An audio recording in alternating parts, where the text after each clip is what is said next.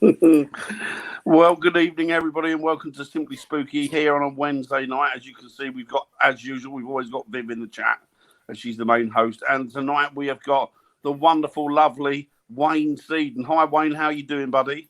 Good evening. I'm good, thanks. Excellent. Hope you're all well. Excellent. Just say hello to a few people. Hi, William. Hi, William. Hope you're doing well. Hi, you, Claire.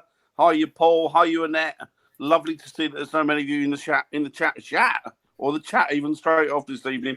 Now, you have to... Dan, I think that hat has got to you because you're saying rude words already. I know. I was just about to say, I was like, you're going to have to forgive me tonight because I've got this hat on for a reason. The reason is we refuse to put the heating on because it is cold and, you know, we're worried about the cost of it. So we're keeping it low by keeping ourselves warm. Now, you just have to overlook the fact that I look like I do. You have to overlook the fact, look beyond the fact that I look like a magic carpet salesman from Rioli Baghdad Bazaar, and I'm here tonight this is just to keep me warm. It's my thinking cap.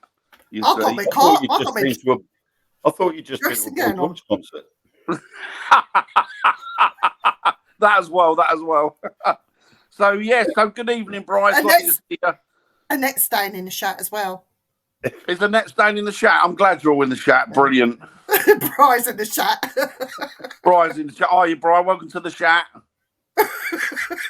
He's terrible. So what I'm going to do this evening, a little later on, about half time, I've got a magic rope trick I'm going to get out of my bag in here. Just keep your cobra in your basket. That's all I say. Just call me Halazim Halazar. Right. So good evening, everybody, and welcome. How are you? How are you, Wayne? Sorry, I did ask you, but I'm going to ask you again for the benefit of those that weren't listening, taking the piss out of my hat. How are you, mate? I'm good, thank you. Excellent. Viv, how are you this evening? I'm all better for seeing Wayne. He's my favourite, you know. He is. He's a lovely fella, is that Wayne? It's much better than that Mark Manley bloke. Oh, yeah, that Mark Manley. Oh, he gets on our nerves, doesn't he? Mr. Majestic. Hardly majestic, Brian.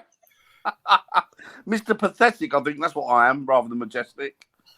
So, yeah, go on. Everybody get your piss taken out now. Go on. Let me have it. Go on. I'm waiting for it. So, Wayne is part of the Dark Mirror Show. If anyone that doesn't know the Dark Mirror Show, get on Facebook on Fridays. What time does it normally come out, Wayne? It's usually 9:30 at night. 9:30. Show. And it's actually a really good show. Two presenters, Wayne and Mark Manley is his co-host. And the two guys do a fantastic job. They talk about all sorts. UFOs, conspiracies, paranormal, cryptid, you name it. No, it's paranormal eclecticism, I think, is what you call it. It's everybody. No, Claire, I haven't dyed my eyebrows. Does it look like? I would say it's you, Claire. Paranormal kaleidoscope. Yes. Paranormal kaleidoscope. That's true. I hope you're doing well, Claire. Week it's changing. And the thing is we start off, we say to ourselves, right, we'll spend 5 days looking up for recent UFO sightings and things like that. And then we'll say, right, this is what we're going to do this week. We start the show, and then normally for the first 20 minutes, everything is going according to plan. And then all of a sudden, it changes. And we'll end up talking about stupid things like how tall is a blade of grass on a Sunday morning and things like that, and just goes completely random. Like our show, yeah. But we go right off. We don't even talk about the paranormal half the time. Yeah. But you've been doing it for a long while now, haven't you? We have an intention, and then all of a sudden it goes that way. It goes that way. So you've been doing that for a long while now, haven't you, mate? You've had the show going for quite a while, haven't you? I think Dark Mirror has been 2 years now. Has it really? 2 years? Yeah. Same as yours, Viv, isn't it? Same as ours, yeah. So yeah, that's good. Yeah, got to get on there. It's a good show. Mark originally was doing the Dark Mirror for about 6 or 7 years, maybe a little bit longer. Was he really? And then he was doing solo. And then he asked me if I wanted to come and join in. So.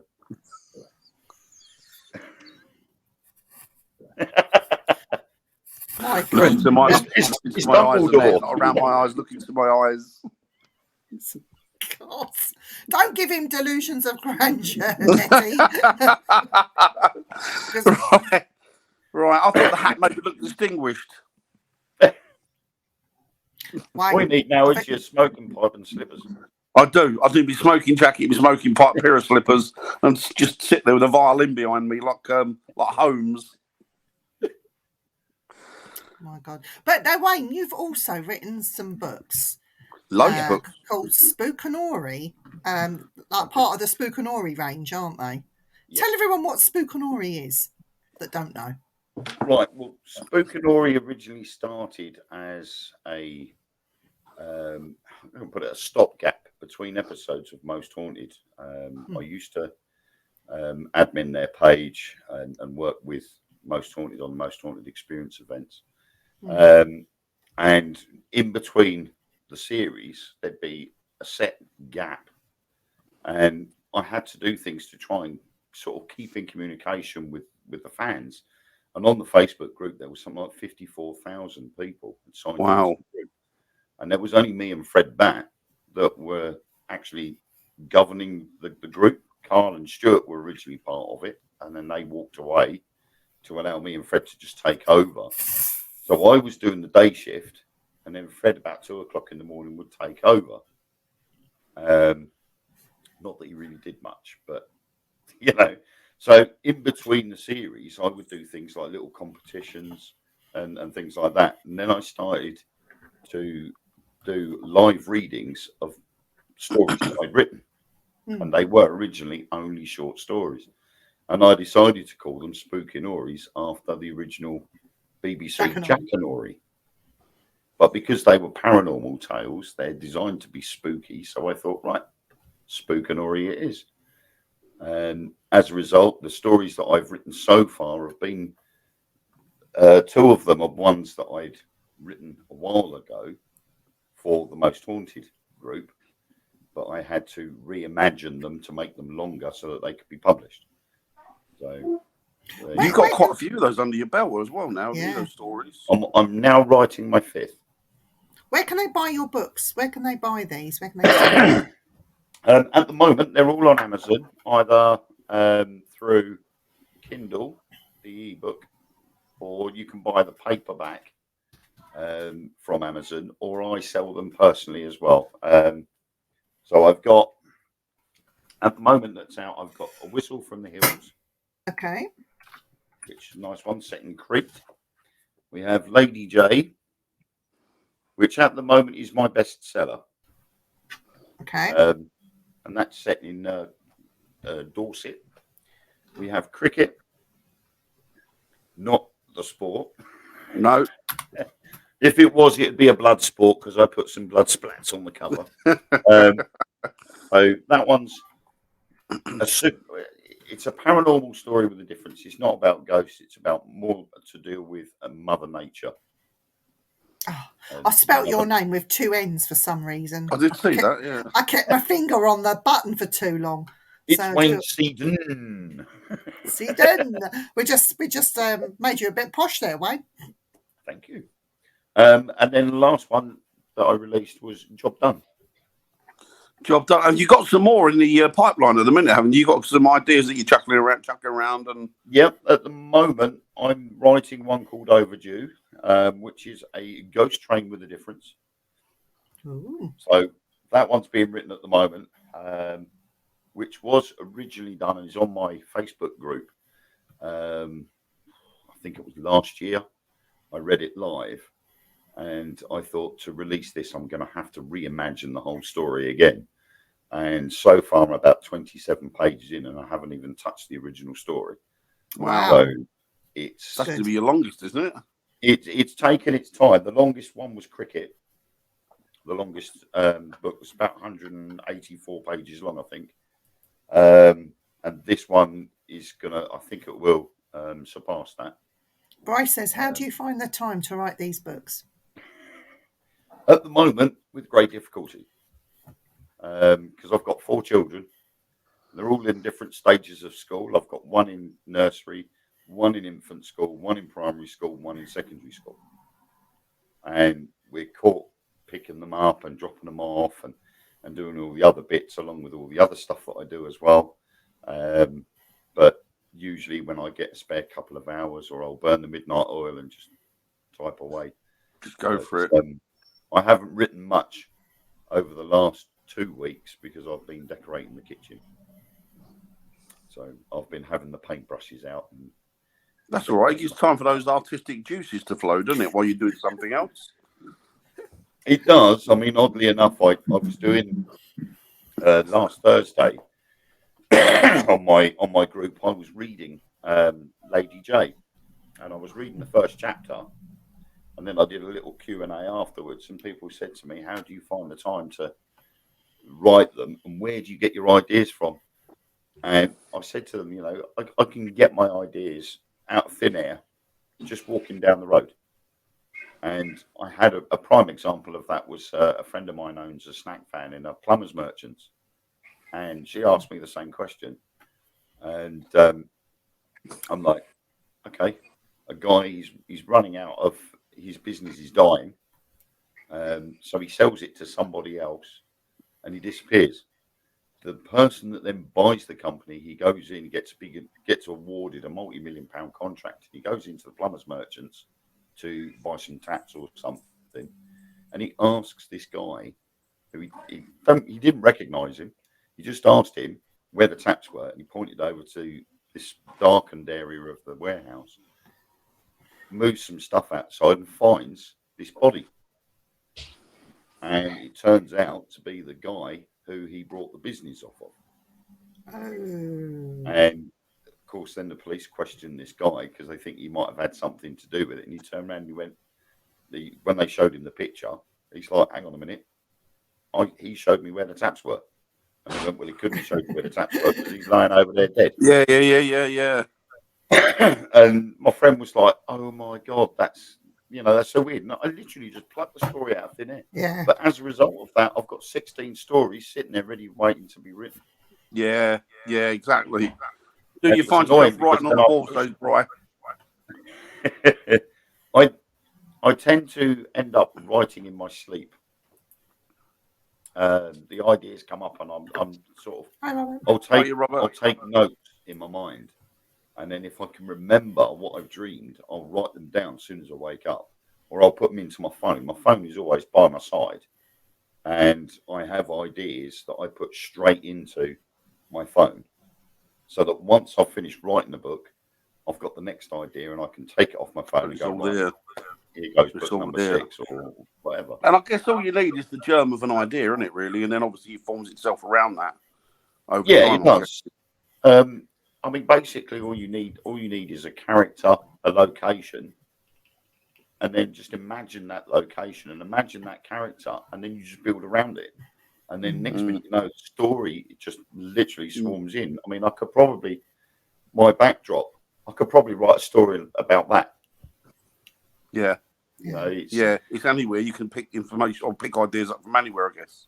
Yeah, and I found it so easy to do that. I mean, the idea for Job Done, that house actually exists. I was going to say, where do you get the pictures from for your brothers? Are they actual photos that you've taken? Yeah, that is a photo of a house that a friend took for me. It literally is about 2 miles down the road from where I am. And I always used to pass it on the way to work. But there was a weird fascination with this house because it's set back from the road.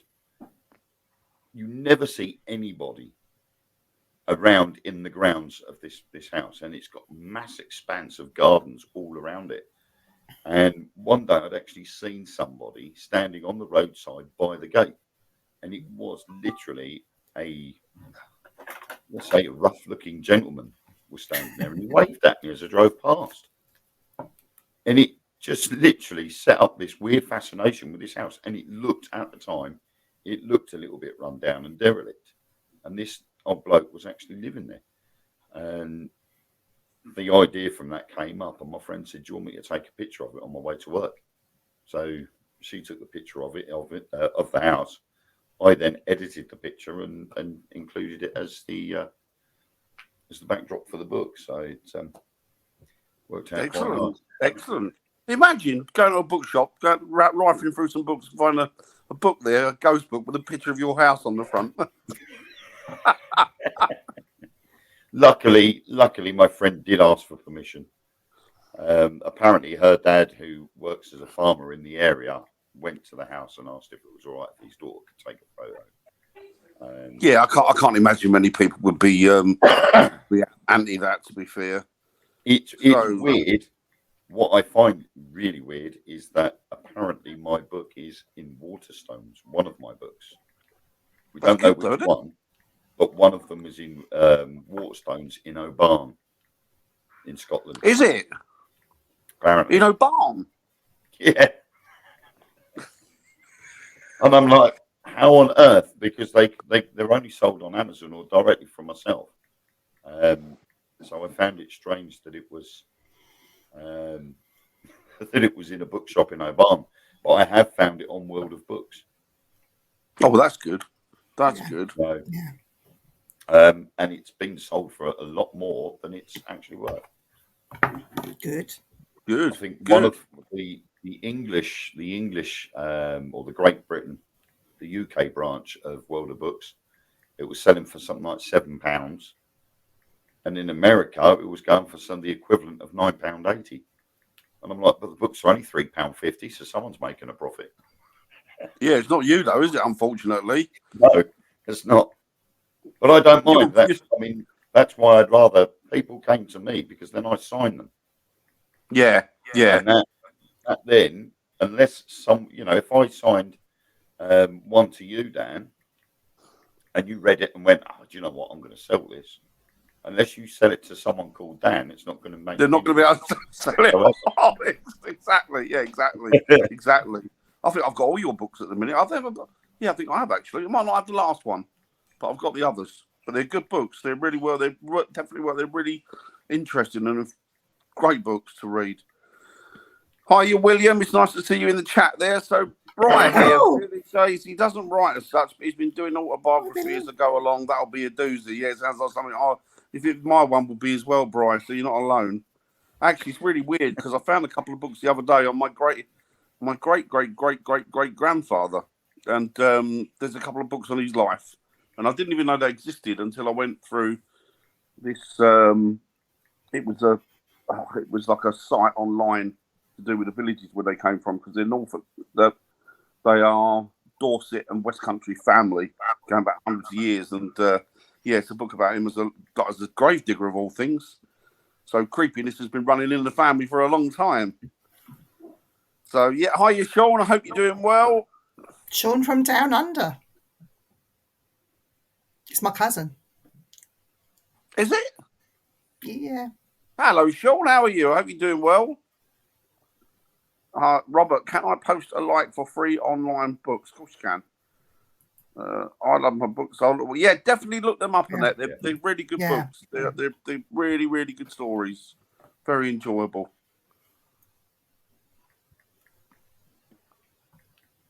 Right, I was going to say sorry, throwing myself there. Speak about the conspiracies. Yes, I was sorry. I was looking at something else. Yeah, conspiracies. What conspiracies you got for us? Well, didn't the 24th of September go past rather well? It went by all right, didn't it? Yeah. That was one of the biggest conspiracy theories of this year. What was supposed to have happened?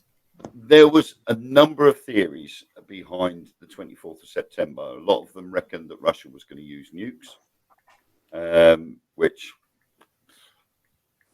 would have been rubbish anyway. I even went out and brought Factor 50,000. So I wasted £50,000 on Factor 50,000. I just bought a lump of lead. So hold it above my head. I get it bad on the forehead. Look, you can see that there. Look. Bloody hell! That was a cottage pie. Oh yes, you had a explosive cottage pie, didn't you? It went nuclear, didn't it? Yeah, sort of. Basically, I was doing the kids' dinner and put it on the side, and it tipped, and a load of it slopped out. Mate, that looks like that hurt. I caught it in my hand, but as I caught it in my hand, a bit splopped up and got me right on the forehead. Not in your bare hand, surely. Yeah, I managed to Oh, put it back into the bowl, put my hand under the tap to sort my hand out, and forgot about the one burning my forehead. oh, that looked painful as well. It did sting a bit, but the good thing is either Tamsin or Freddie are going to be were cannibals for the night. Because it was hot enough. It was hot enough flesh. to lay the skin off, and it went in their cottage pie. Did they know they were cannibals for the night, though, or they? No, I haven't told them. They won't do any harm with it. Their 18th birthdays. So Bryce said it's been bugging me. Who you remind me of, Dan, and it's the Indian fella off the original Hammer version of the Mummy, the Mummy's caretaker. Do you know what, Bri? You probably made a very good point there. I think that was. Hi, Jason. It's Jason. Oh, hi, Jason. Hope you're doing well, buddy. Hope everything's going well on your side of the world. So yes, there was the nuclear threat, which never happened. Although there's still time for that.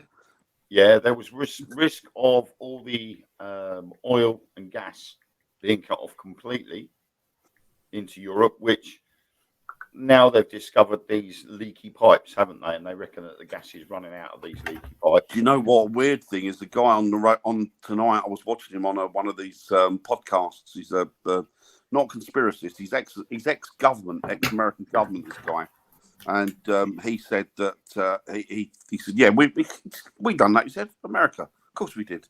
He said, of course they did that. He thinks that they've blown the pipes, which he's worried or concerned about because he said it's an act of war. Yep. Complete act of war. And now they're talking about the whole nuclear arms race again and you know, the big red button and who's going to press it. And I don't know. I've got to the point now where if you're going to press, just press it. I can't be bothered anymore. It won't happen. Nah, there's too many people, too much to lose. The problem I found is with the likes of, because now everything is literally social media, where you've got Facebook, YouTube, TikTok, and Instagram. You've got all these platforms where people can just put their rubbish out. And one of the biggest ones I found was on TikTok, and I think it was posted by a Russian, and it was about a Tsar bomber hitting London. And all the comments, the first thing I did was go straight into the comments because they're like, the blast radius will be so big. Over so many weeks, so many people will die and all this. And in the comments, it was, oh my God, I'm moving. Oh, this, that, the other. And some people were taking it really, really seriously. And straight away, I'm on there and I'm like, you do realise there's no such thing as Tsar bomber anymore. Mm. They only made 3. They tested one, saw how powerful it was. They dismantled the second one. And then the third one was just reduced to a shell and put in a museum. Yeah, see, it was just a casing. But Putin knows full well that he wouldn't be able to use a big nuclear weapon simply because of the repercussions from other countries around the world would be going, nah. Even China are saying it. Don't use them. No. There's too many people out there too much to lose. And for them to say it, and you know, it means something. But if he was to use anything, he would use tactical battlefield nukes, which are more that area rather than massive areas. But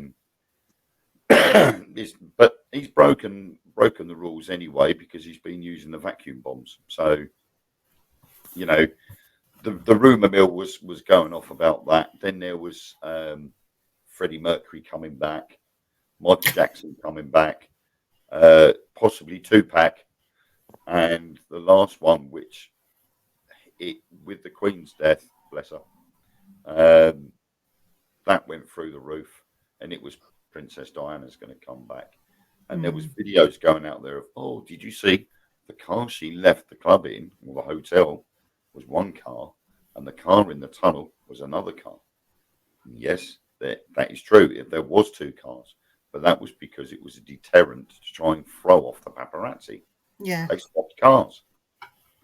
yet people weren't having it, and it just got a bit annoying in the end. And I just thought, to be honest, nothing's going to happen on the 24th. No.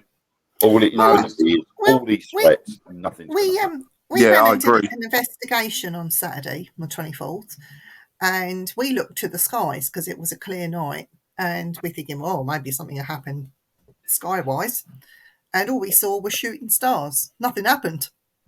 No, nothing, no. There was some new Skylink satellites were put up recently as well, so I think, if anything, skybound. They'd be on that, wouldn't they? They'd be straight on that. Anything left this planet, or that was all that was ever never special. Been but yeah, that was the reporter, I think, that Robert's referring to. Oh, you shan't tell, Chantil.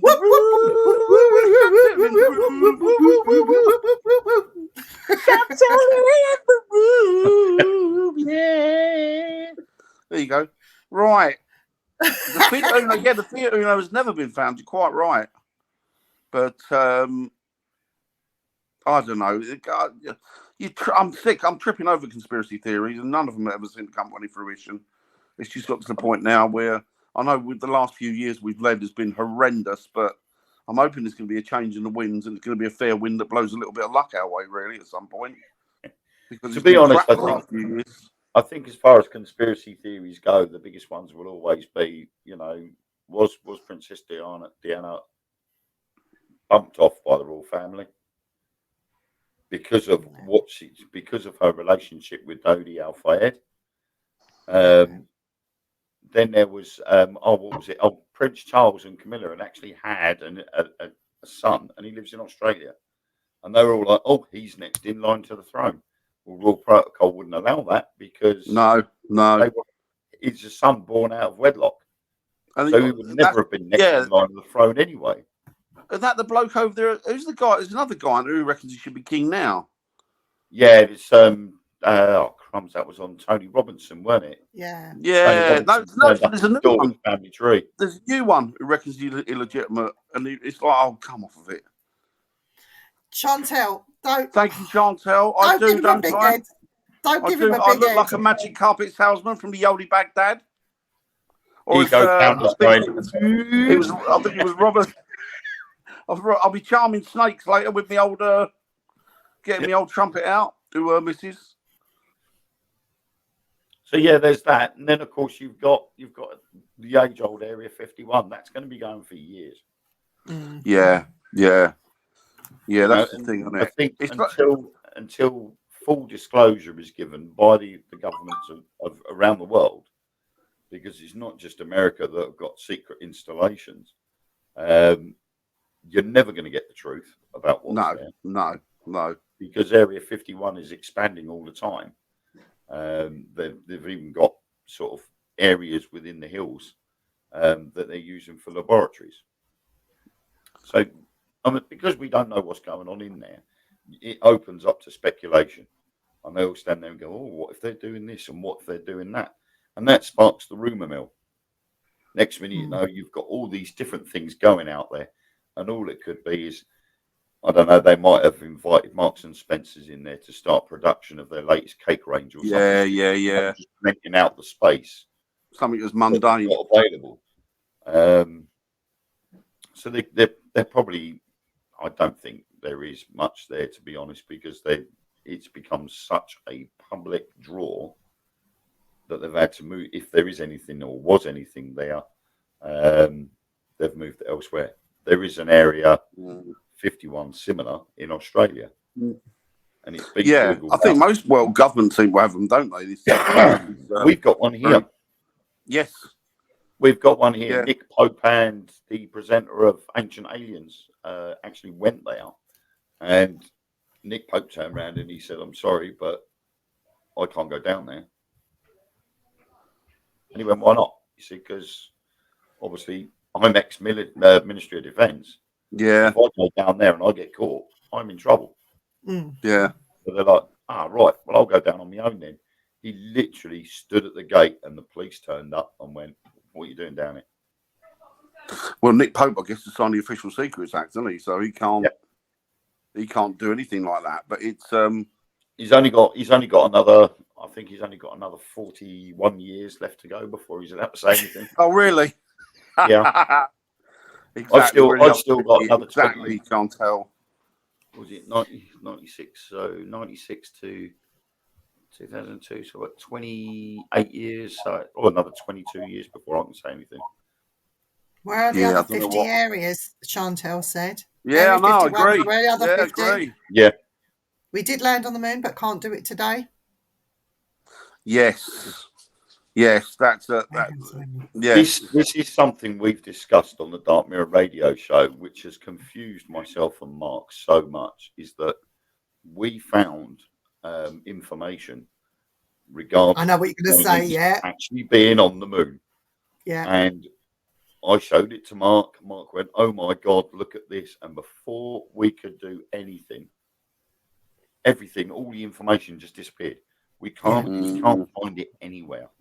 Yeah. But it involved actual bases on the moon. There was lights in craters, and they were switching on and off. There was pipes coming out of craters and canyons on the moon. There was even a tower, and it looked quite aged. But the second we went to go back to it, it just completely vanished. Everything, all traces of it had gone. You had one on Mars as well, wasn't it? It looked like an actual gateway. It looked like a doorway. Was that the Mars? Was that the moon? There again, there is a rumor that there are what they call stargates, i.e., the film and the TV series.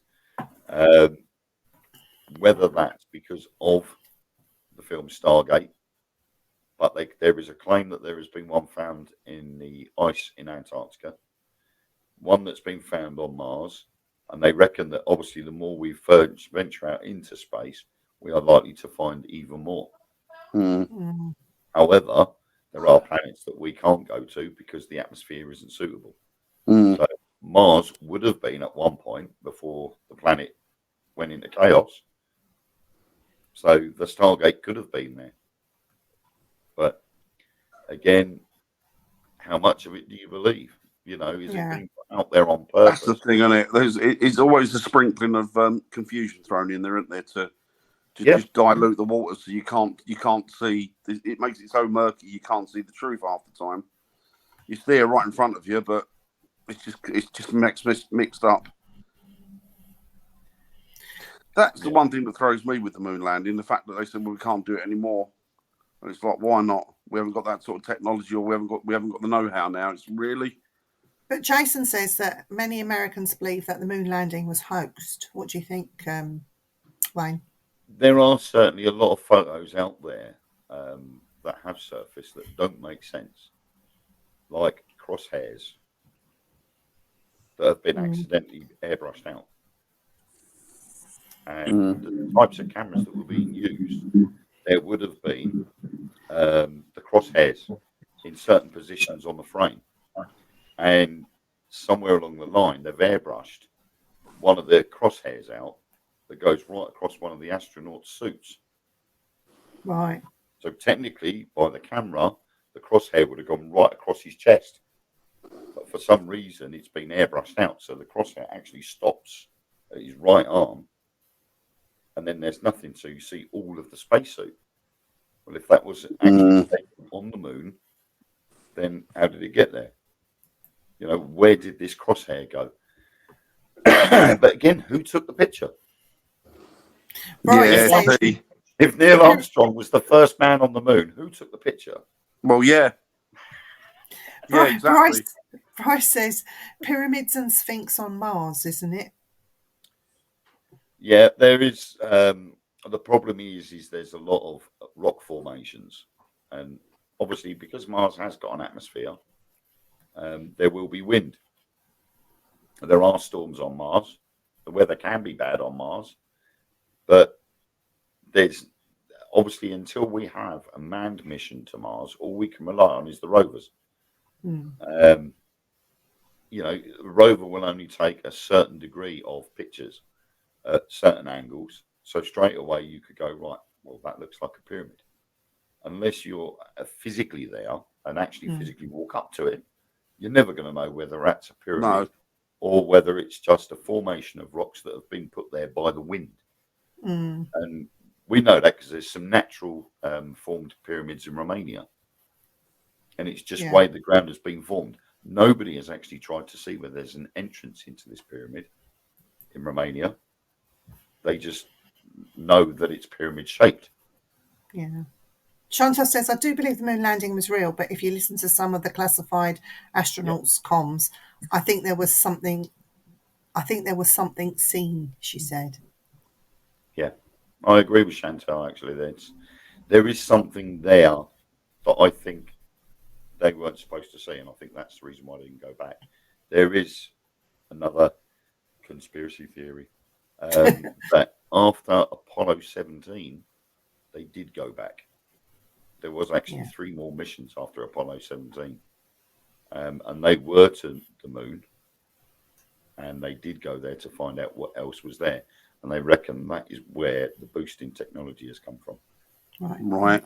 Annette says, I read Stargate was the reason for going into Iraq. I don't know if it's true or not, but it's interesting. Oil.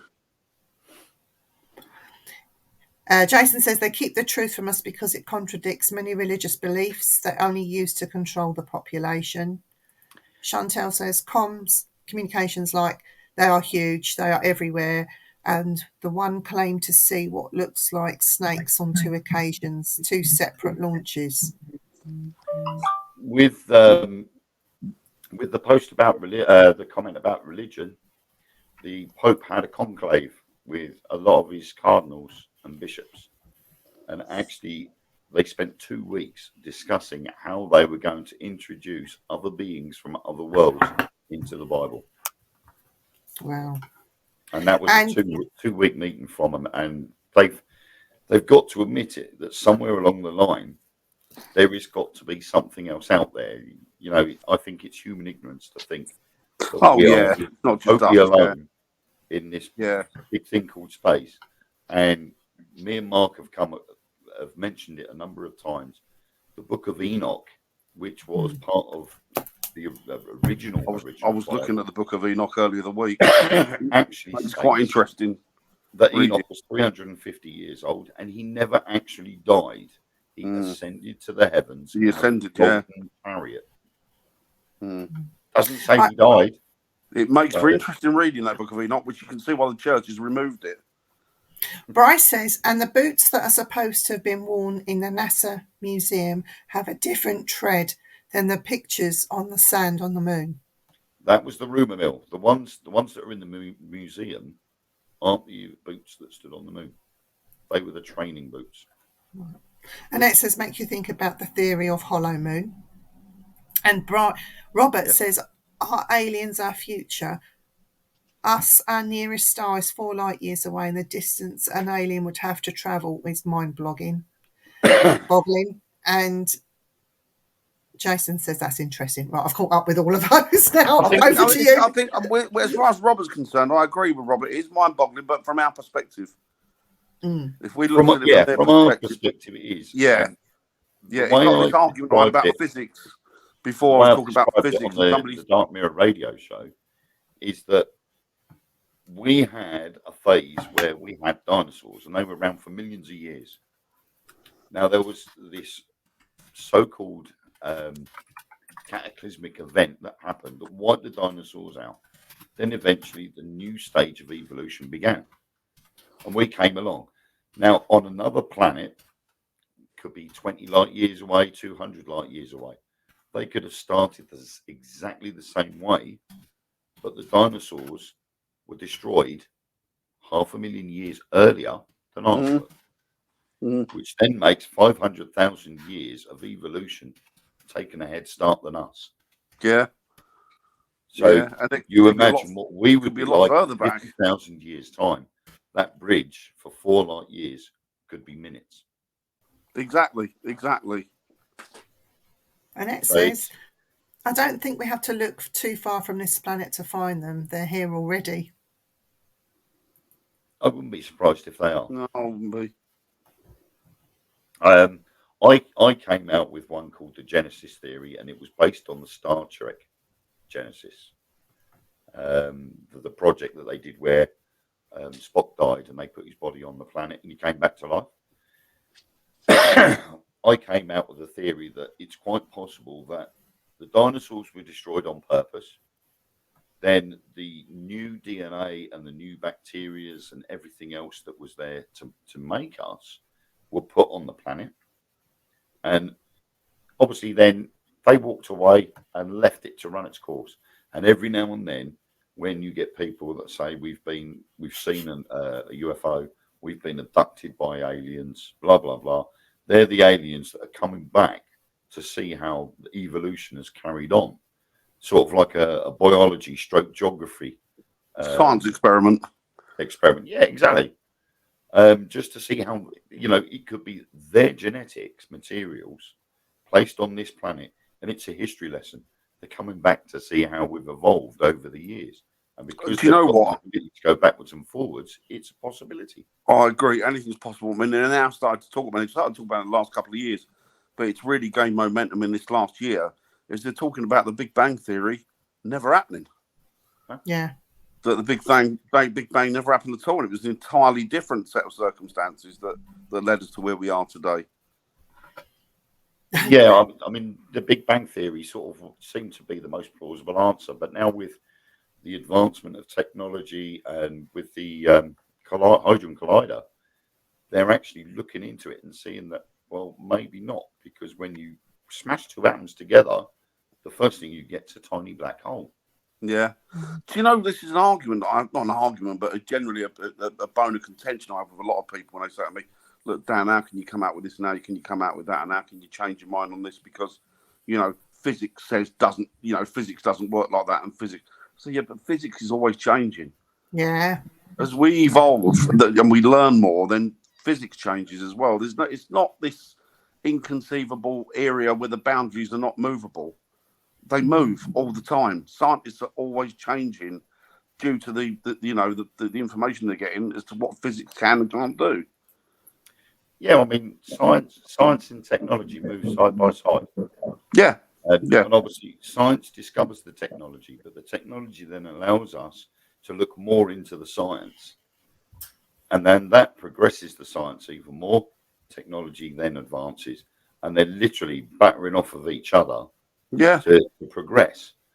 Yeah. You're going to get to a stage where they're going to turn around and say, well, physically, a human being will be able to travel at the speed of light. And in theory, we will be able to.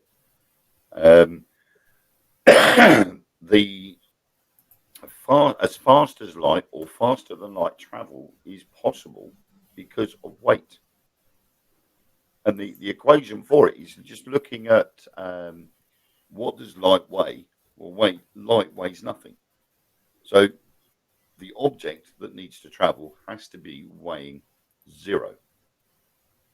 Science fiction becomes science fact. All it needs is a propulsion unit to build the speed up, and you can travel as fast as light. And you've also faster than light, you've got to weigh negative mass. And also, you've got the idea that these beings could be spiritual, so they've got no physical mass to them at all. It's just an energy. The energy's working outside the parameters, which brings us to ghosts. Which brings us back to ghosts. All go back to the same supposed to be pure energy. Yeah, all back to the same point. It's amazing, really. Right, so Nettie said, just quickly, we might need an injection of intelligence as we're all going feral and crazy. Oh, and you're not wrong there. The world's gone arse tits up. It's mental. Yeah. Robert says, is Nibiru real? It's meant to upset all planets' orbits, even if the sun has tilted 6 degrees. No. And Jason says, we've all seen Dennis Rodman and Michael Jackson, definitely aliens. And Annette says interdimensional, and Bry says and frequencies. Yeah. But yeah, I mean, it's literally, everything is there. It's just got to be discovered. Yeah. And if you look over the last 100 years, or go back as far as the 80s, look at what a mobile phone looked like in the 80s. And now you've got them on your wrist, in a wristwatch. You know, technology has advanced so much in 40 years. That Terry says Oh, we you have mate. to develop something to counter acceleration and deceleration forces. well, Hi, Terry, by the way. in space, if there is no gravity in space, so you would have to obviously be going around anything that would cause a gravitational shift. But technically, in zero gravity, all you've got to worry about is dealing with the internals of the vehicle that's moving. Because if you all of a sudden you're flying a ship at 2 times the speed of light, and all of a sudden you want to slow down, you're not going to come to a complete standstill because everybody that's inside the ship is going to head towards the front, and you're going to end up with a big flatty mess on the inside of the windscreen. Lots of faces up.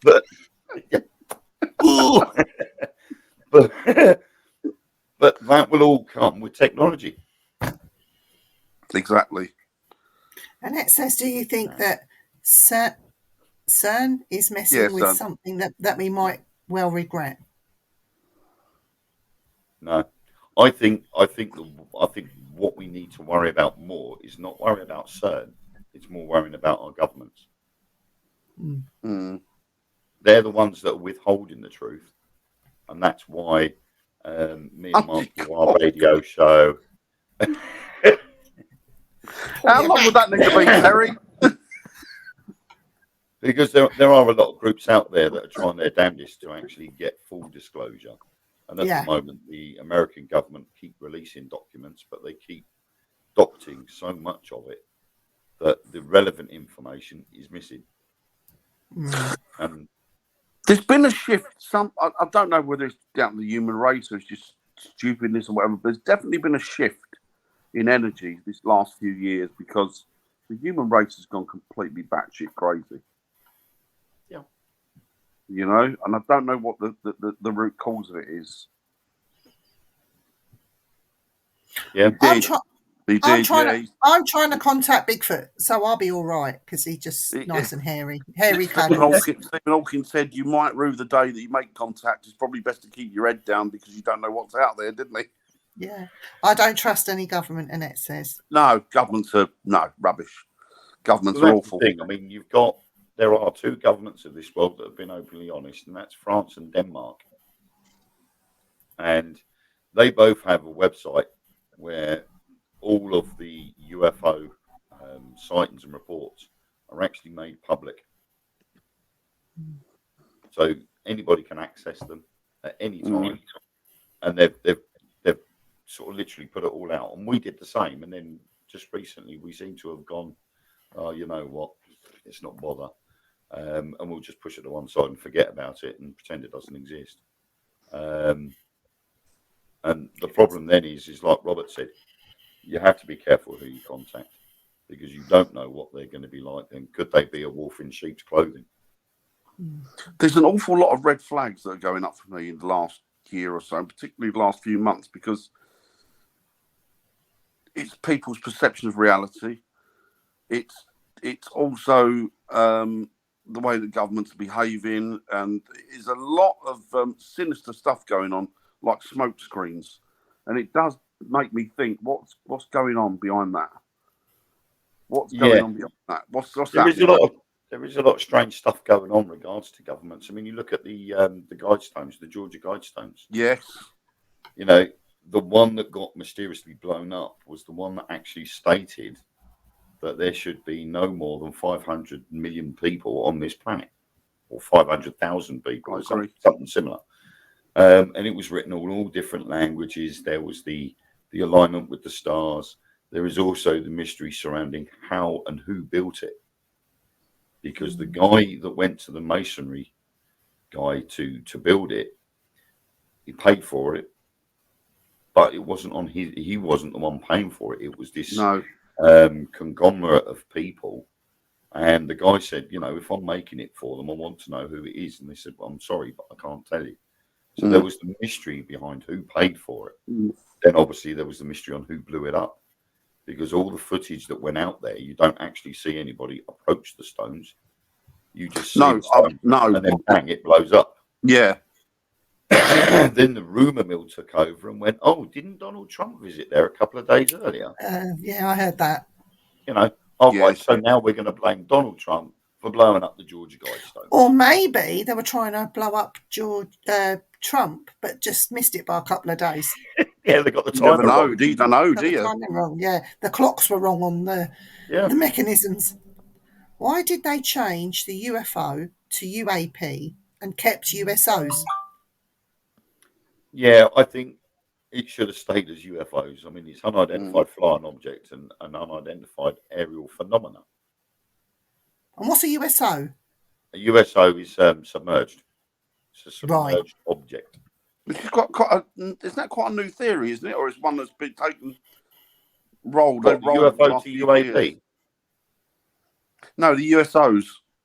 The USOs were because of the submerged ones. Yeah. A lot of, there's a place off of California which people reckon that was a UFO hotspot and a UFO base. And some bright spark Googled it, and it looked like there was the entrance to large hangars. There was a big ledge with some big, long gaps underneath it. And this guy was going, oh, that's where the UFOs have been coming from. And it weren't. It just turned out to be that was where a sub base was. He made himself look such an idiot. But I think what concerns me is that submarine base there. Is that you've seen the situation in the Ukraine has sort of taken momentum and other bits and bobs. You're hearing less and less now of the Tic Tacs.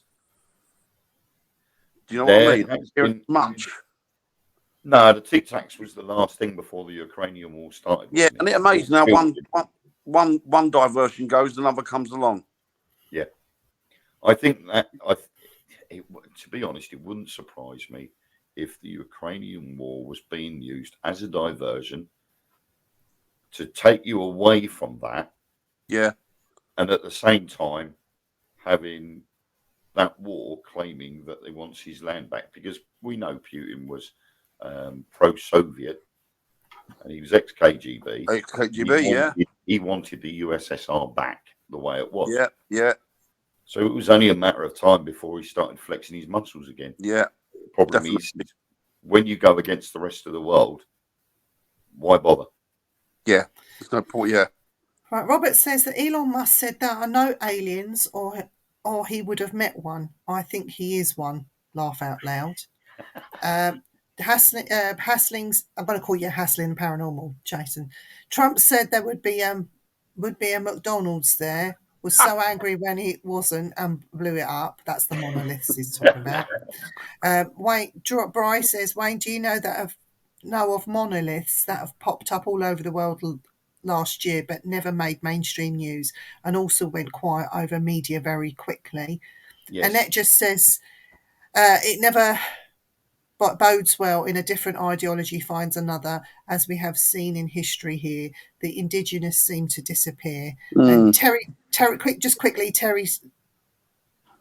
says, now he's done this to confuse me, some US UAPs become USOs and so they're UASPOs.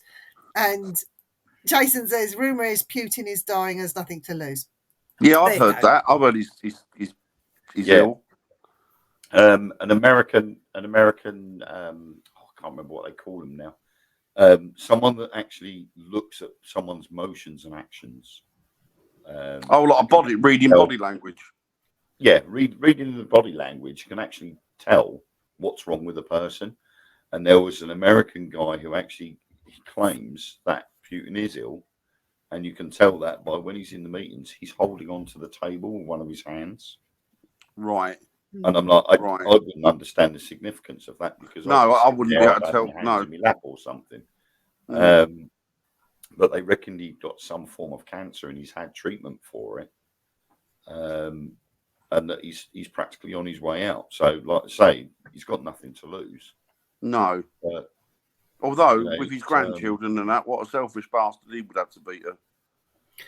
Dan, you can read this one out. I can't pronounce it. That's one I haven't heard. Do you know what that is? Do you know what that is, Wayne? That looks like the Oumuamua. Oumuamua, there you go. Oumuamua. Was it alien? Do you know what? I'm going to Google this because it's the first time I've seen that. Do you want to put that up so you can see that? Oumuamua.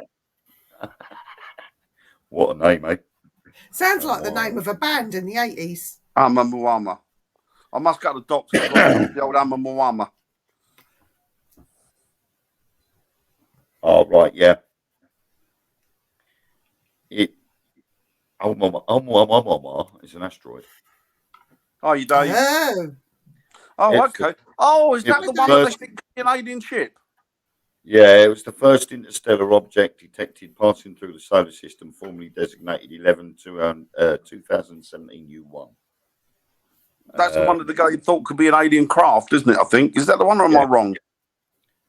Yeah, they reckoned it was. Yeah, I didn't know what the name of it was. I knew that they had seen an object in space. It was going along and it just slowed down and come to a dead stop or something. Yeah, they're like, well, hang on, that's not behaving. It was not speeding up and slowing down. That's it. Yeah, it's not behaving normally, or what you would expect. I think was it Robert said something about the monoliths. Yeah, let me go back to that. Yeah, it was Robert that said about the monoliths. Yeah, I was going to say if we could, because I know the answer to that one. Oh, it's Brian. Sorry, yeah. Right, the monoliths were an artist's installation, so it had nothing to do with aliens or weird beings or anything. It started off in America, where one was placed in like a small canyon, and it appeared overnight. And everybody in that area was sworn to secrecy for the sake of the art installation. And people then found it and went, "Oh my God, look at this!" And people were having their photos taken. Very 2001 Space Odyssey. Then another one turned up somewhere else in the world, and I think there was about 6 in total appeared in different places around the world. There was one here, wasn't there, in Bristol or something? When they were by a river, it turned out that it was an art project, and this guy had gone on the internet and contacted various artists around the world and said, "Would you like to take part in this artist's installation?" And basically, after a certain amount of time, a new one would pop up. Then a certain amount of time, another one would pop up. And they just said it was just a joke. That was something they were doing for the art. And again, it proves the point that you could do something and make everybody believe it. Yeah. It's true. Sheffield, yeah. But I mean, Terry's talking about that Oumuamua one. It changed direction. Yeah, it was slowing down and speeding up, and then it came to a halt, didn't it? And then it moved again. And the problem is with the distance that it was, it could be a possibility that there could have been black holes nearby. Because at that distance, it's very difficult to see a black hole. It and slow. Yeah. And it could be an asteroid that has come into that area, and the gravitational pull of the black holes are tugging at it. Yeah, and slowing it speed. Yeah, one small black hole to go against one big black hole, and the big black hole is going to win over the small one, so it's going to move it. It's going to push it a different direction. So you will have these black holes pushing in. If it's a field, it looked like a pretty cool thing, though, didn't it? Yeah, it's a pretty cool thing. But the problem is, again, is unless you actually go there, you're never going to know. No. Because it's all right looking through a telescope and going, right, well, that's a weird shape and it's traveling this speed. And then all of a sudden it's diverted off course. But unless you're sitting right in front of it, you're never going to know whether it's an alien craft or an asteroid affected by gravitation. Exactly. I know about the crop circles. I know about most of those. Hands up! About them next week. Hands up! Who think crop circles are hoaxes? Crap circles. I know. Majority of them are. I don't, because I know the black part of the World Syndicate who did them. Do them. Yeah. The complex ones a mate of mine are hoaxes. Yeah. They're still beautiful though. Sorry? They are saying still beautiful, weren't they? They were fantastic. Yeah, they're good to look at. There was one though that did confuse me a little bit, and no one's actually come forward to doing it yet. And that was the one of the alien with the barcode down the other side. I don't think I've seen that one. Yeah, there's one with like the grey alien, and then down the side is a repeat of a response to the message that was sent up with the Apollo satellite. The one that went up into space with the old sign of man and the record and everything. Yeah. It was the barcode that came back was a reply to that message that went out, and it wasn't that dissimilar to the one we sent. Oh, and it had genetic code on it, and it was slightly different to ours. That's interesting.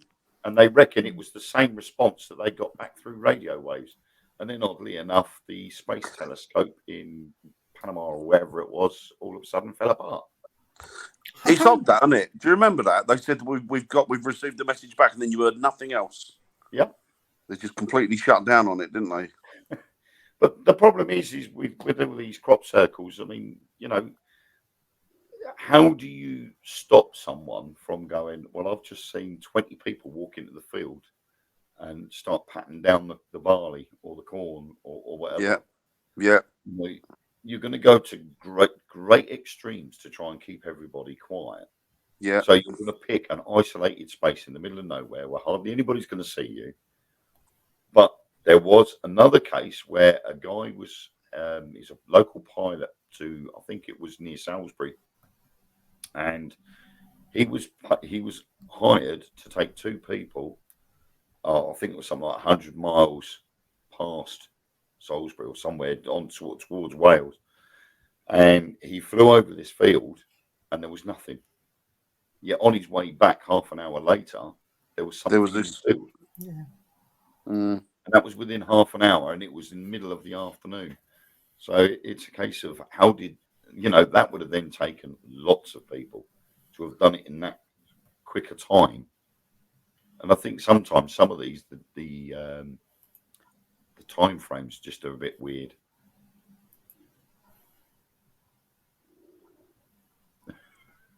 Could have done.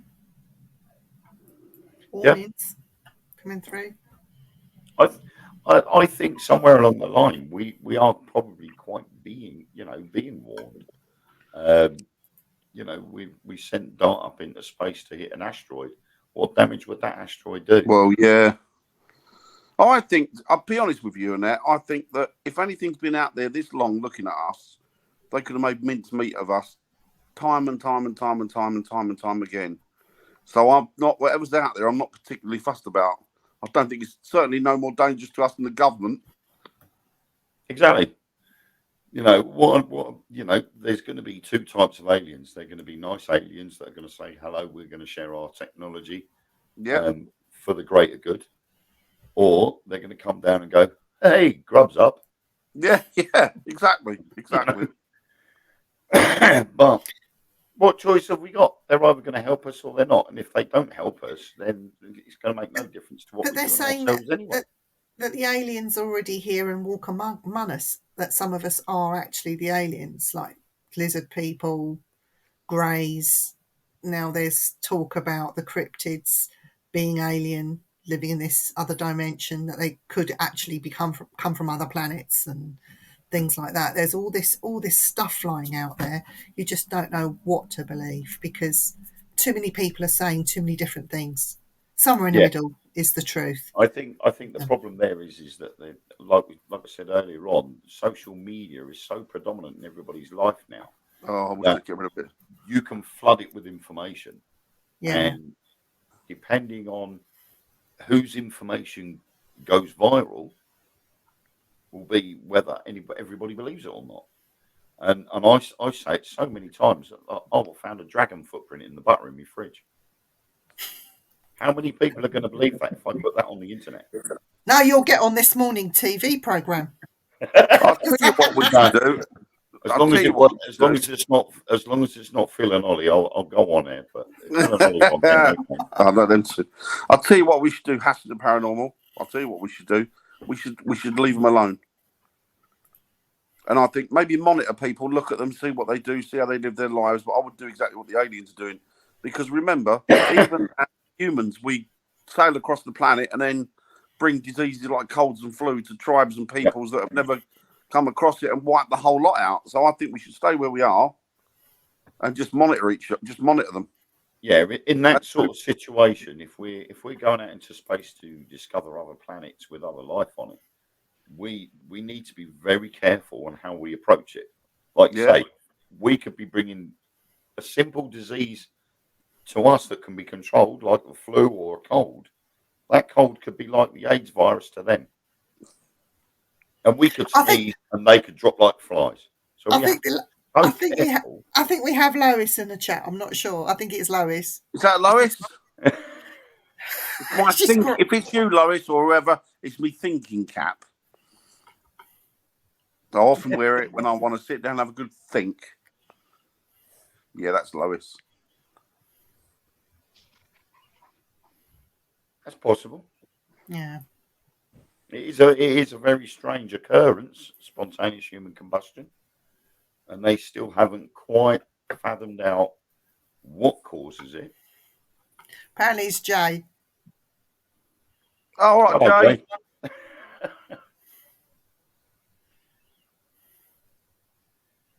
Yep. Yeah. And that's the sad thing about it, Annette, isn't it? We can't get along with each other here. We are children. Annette's comment is brilliant because that is one of the pivotal things of full disclosure. Mm. Me and Mark have said it so many times that we think if they were going to come forward and go, "Hi guys, we've all got to be at the next level. We've all got to be thinking as one human race rather than just one country or one group of people. We've got to be thinking as complete human race together." Yeah. Before they're going to come down here and say, "You're right, folks. Here's some technology to help you go further into exploration," or "We're going to cure this for you. Here's the technology for it." I'll be honest with you. We all start thinking as one, it's not going to happen. If I was a member of an intelligent race and I came down here, I'd be like, I don't want to speak to the governments. You're all pricks. I wouldn't even come down here. No, I don't think they would. I'll be sitting there. I'll be sitting there and I'll be taking up the radio waves and the TV signals, and I'll be having a look at the TV, and I'll go, "I'm not going to even waste my time." Yeah. Terry says, at Rendlesham, they said, "We are you from the future." Yeah. Oh, one of them said that in the interview, didn't he? The infamous Alien Grey interview where they got him in a room and he said, there is a very popular theory that the alien greys are us in some 3,000 or 4,000 years' time, where our evolution expands. Robert says that's why you don't hear about Americans talk about the Jews. The only good Indian is a dead one. But the thing is, they're still Indians and they are still Jews. So I don't understand. Yes, we did do as a race. We did some nasty things to these people. Vile things. But they are still here. As a race, we are still doing nasty things to one another. Yep. And do you know what? There was that island, the island off the coast. It's like an African tribe. I'm not sure where it is. Obviously off the coast of Africa, but there's a conclave or an enclave rather, and there's about, I don't know, small tribe there, and the government have said, do not go anywhere near. If you go near there, you've had it. They will kill you, and if they don't kill you, you'll end up in big shit. So what does this young lad go? He goes on there, and they kill him. Well, to be honest, he could be carrying any kind of bug. Yeah. Pass it to them, wipe the whole tribe out. How stupid have you got to be? Yep. Or arrogant? It's ignorance. I'll go on there. Ignorance. It's like, I'm sorry, you did get killed. Then nobody got arrested for it because obviously they're an ancient tribe. So they don't adhere to the rules and regulations of the outside world. So I'm sorry you got killed, but, don't go on an island when you're told not to. It's like the tribe in the Amazon. They are literally thousands of years behind the rest of the human race. And then someone flies a plane over and couldn't understand why they were having arrows and spears thrown at. Yeah, I know. They don't want you there. They're telling you to go away, so do so. Exactly. If they're getting on perfectly well on their own for thousands of years, leave them. I agree with Terry. If I was an alien race, they're awful. I'd come in. I'd get rid of humans first. The thing is, and I'll always say, I don't think we are going to get anywhere with any other alien race until the human race as a whole has reached a enlightened status.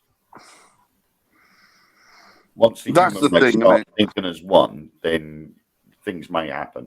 And until then, I don't think it will. So when you were talking as one, Jason says he was taking them religious beliefs. I remember right, but the thing is, place to do that. No, if we all have the same religion, would that make us a better person, or would it not? Because I think the religion's the root to all evil. To be, you know what? I think if everybody respected each other, it would be much better. Yeah. You know. Well, I mean, the thing is if you look at all religions are saying the same thing. Yeah. This is what Hi, Christine. I struggle to understand is that all religions are all saying the same thing. Live in harmony with your surroundings. Live in harmony with those around you and with others. They're all saying the same thing, but they say it in a different way. But then you get territory and their beliefs start taking over, and next minute you know you've got an all-out war between one group of people and another. Yeah.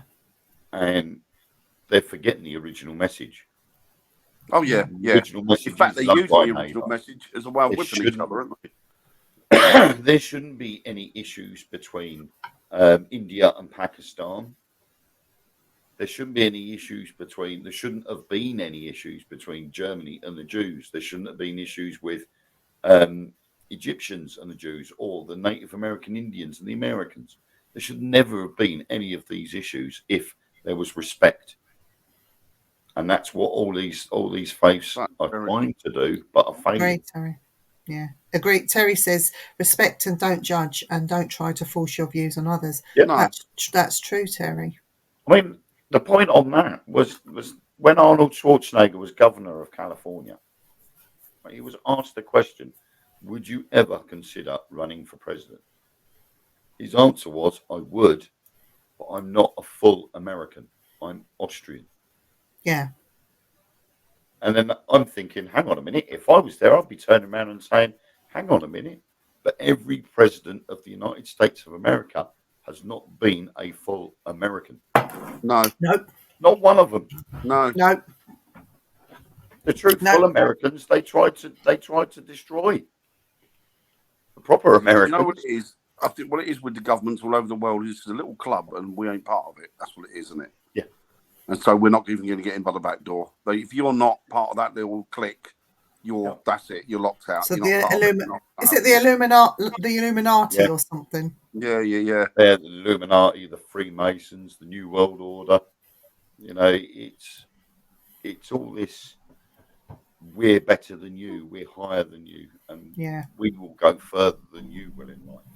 Yeah. I think if anything I've learned about the human race in the last couple of years is how batshit crazy they are.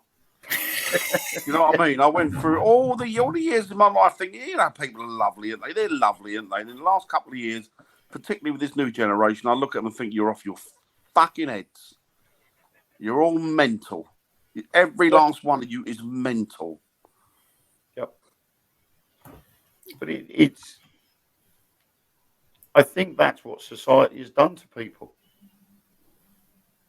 You know, like I say, and it's done it for a reason, hasn't it? It's done it for a reason. Everything out there now that is in the name of a good cause is divisive. Everything, and it's there to split people up. Because while you're fighting each other, you're not looking at the bigger picture. Yeah. I mean, it's a bit strange how there is now a rumour starting up about the COVID vaccine, again, new one, that because there was no long-term analysis of the vaccine, that they weren't too sure what was going to happen in the future, because normally the long-term is over 2 years. Well, it's now been 2 years, and oddly enough, there seems to be an increase of people suffering from headaches and actually reporting it to GPs and hospitals that they're starting to get headaches and migraines.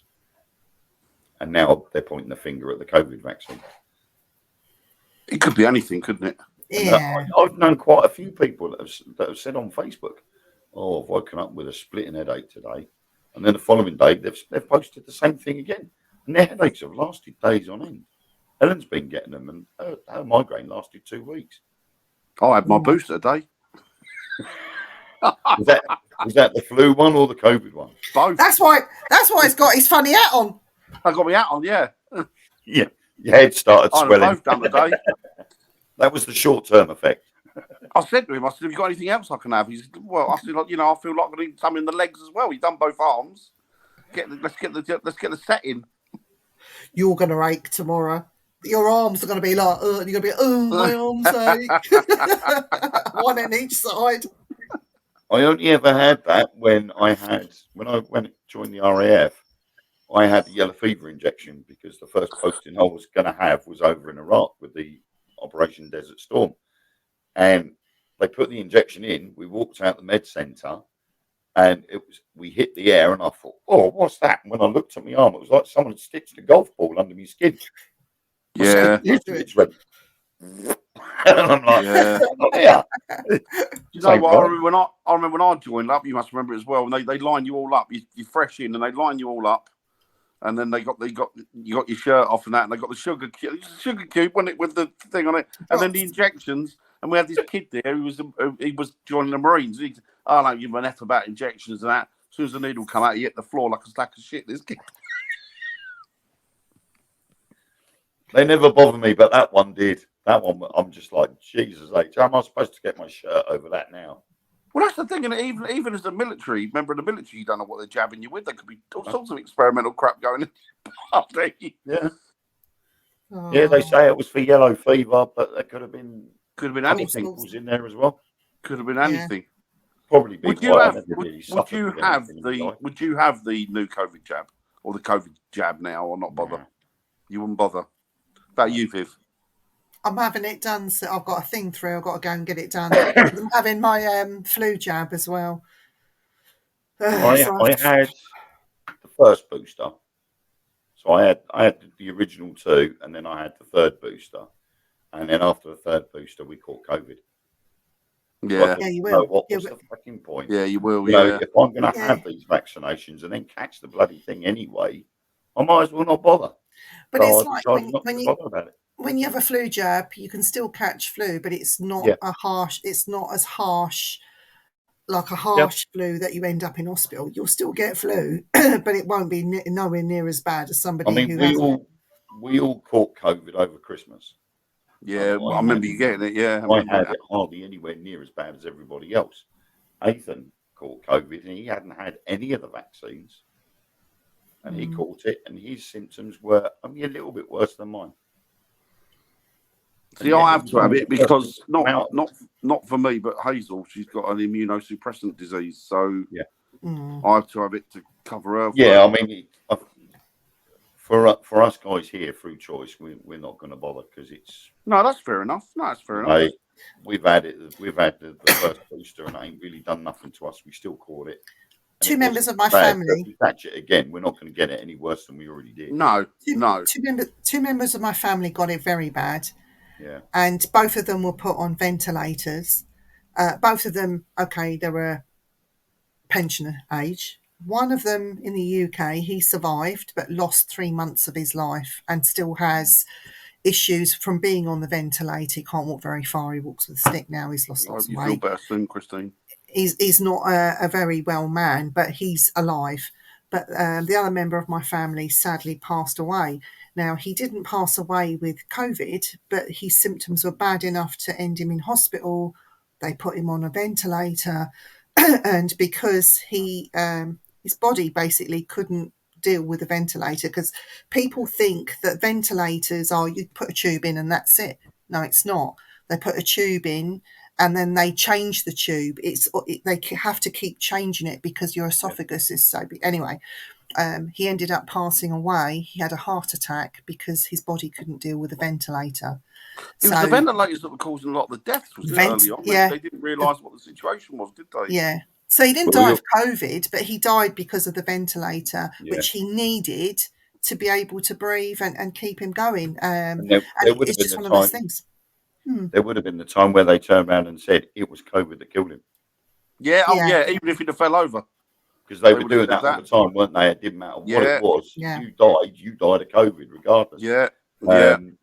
A friend of mine, his mum died of a heart attack. Yeah. And when they got the death certificate, it came up as COVID. And he went, but no, her heart packed in. She wasn't even ill. She didn't have any symptoms. Guy died on a motorbike had that, didn't he? He got killed a month after getting COVID in the hospital. They put him down as a COVID statistic. Yep. There was another guy down in Dorset. He actually got his head taken off. I hope you feel better really soon. Yeah. Bless you, Christine's got COVID and she's really bad. Bless you. Bless her. I hope you feel better soon.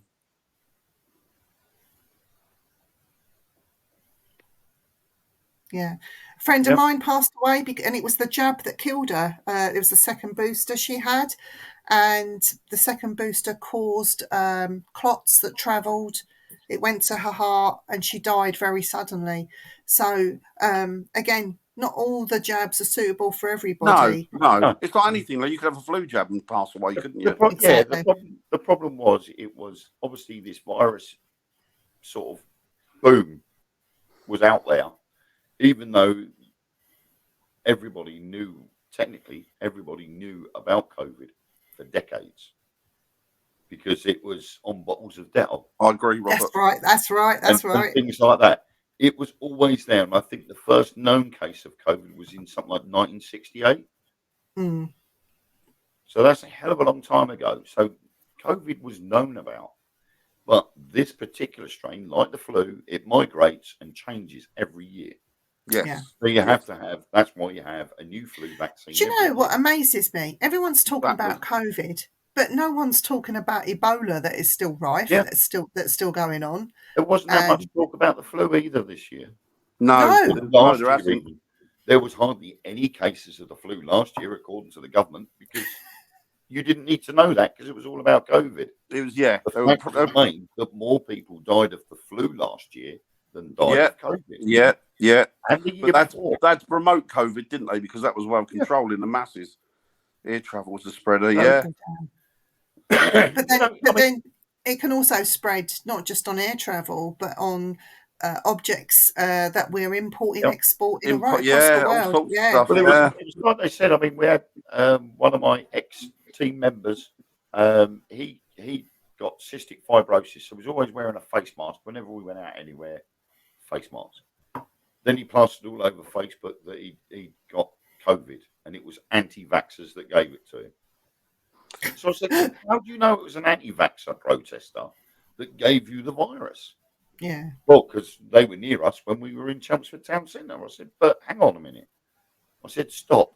I said, because were you in town for a specific reason? Were you shopping? And he went, yeah. I said, well, you could have gone into Primark after a protester had already been in there, or an anti-vaxxer had gone in. He was a carrier, so he wasn't showing any symptoms. Gone, ooh, I like that jumper. Picked it up, held it up to himself, and gone, I don't think that's me. Coughed on it, He's then transferred the virus from himself onto that jumper. You've then walked in and gone, oh, I like that jumper. Whoops, I've just cross-contaminated myself. And he's got COVID. I think the sad thing about it was that they had everybody was at each. They were dividing people with it, using it to divide people again.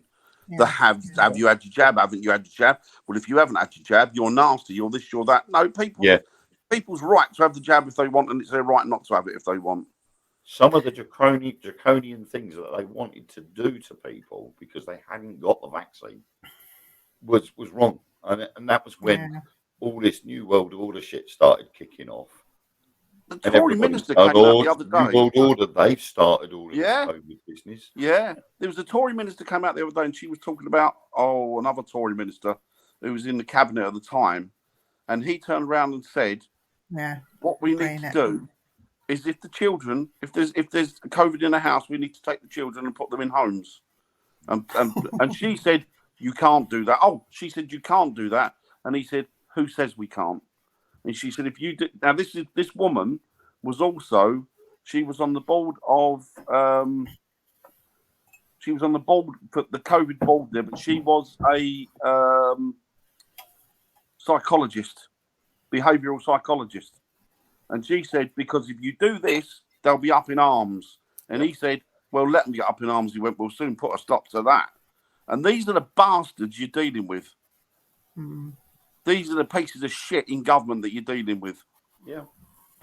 Because with governments, they're getting paid, God knows, near enough £100,000 a year, plus all the extras that come with it. And they're the ones that are already living the life of Riley. They're not struggling. They're not the ones that have got to pay their electricity bill, because some of their expenses will be covered by the government payroll. Yeah. They're not bothered about the average people, the people that have got to work their asses off to pay their energy bill. No, exactly. And I've said it before, I'm lucky. My parents had solar panels installed on the house. So we've got what energy comes in from the sun. So we've benefited there. Nighttime, it's running off a 48-hour battery. So technically, we don't have any electricity bill whatsoever. But we do have gas. But the money that is generated from the excess energy we're putting into the national grid pays the gas bill. So for us, luckily, we have that privilege where we don't have an energy bill. That's good, though. That's great. But right, listen, I had guys. this discussion with someone the other day. They turned around and said, not everybody had that opportunity. No, they didn't, because it was down to the councils to offer the grant systems and various things to put in place. It was. To get solar panels. It was. And they gave you plenty of warning this was coming, just by offering that grant. Right, listen, guys, it's 1:30 the hour. We've been on an hour and a half, so it's gone quick. So we're going to call it there. Wayne, we've got to get you back on the show at some point and continue these conversations. Yeah, definitely. Oh, spoken Ori. Get the books, guys. They're great books. Very good. Oh, I like it. It. These are my own little mugs I'm doing. I was asked to do merchandise. Excellent. Right, I'm going to buy one of them off you. I've only got 6 of these available. And I've already got I'm going to have 2, one for me. I'm going to buy 2. I'll buy 2 off you, 1 for me and 1 for Viv. How do I send the money across? Let me know. I'll message you afterwards. Message me and I'll get one of Viv as well. So I think the next show coming up on the channel will be on Friday at 8:00 with Frighteners. I think Saturday, I'm not sure. William he will be on at 10:00 UK time. And whatever you're doing this week, we hope you have a great week. Jamie sends his love to everyone. I can see it in my messenger chats. He's a naughty boy, he is. But you'll find out why on Tuesday on the Things Network. What, our Jamie? Yeah. Is he in the chat, is he, somewhere? No, he's gone. He's on my private chat now. I was just going to say, Jamie, you're a prick. Bless him. We do love Jamie, really. He's a Liverpool fan. He's got to go to bed early. Yeah. We hope you have a wonderful weekend, guys, and whatever you're doing, stay safe and stay warm, as warm as you can.